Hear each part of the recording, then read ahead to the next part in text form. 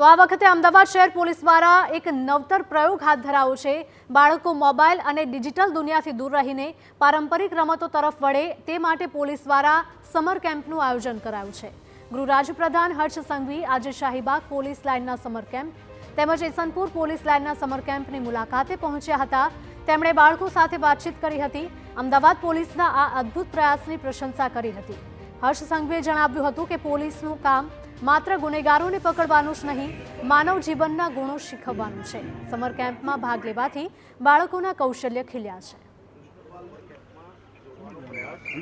આ બાળકોના માતા પિતાઓનું બી માનવું છે કે સમર કેમ્પમાં આવ્યા પછી પોલીસ દ્વારા જે ટ્રેનિંગ આપવામાં આવે છે તેથી તેમના બાળકોના વ્યવહારમાં બી ખૂબ મોટો ફરક પડ્યો છે।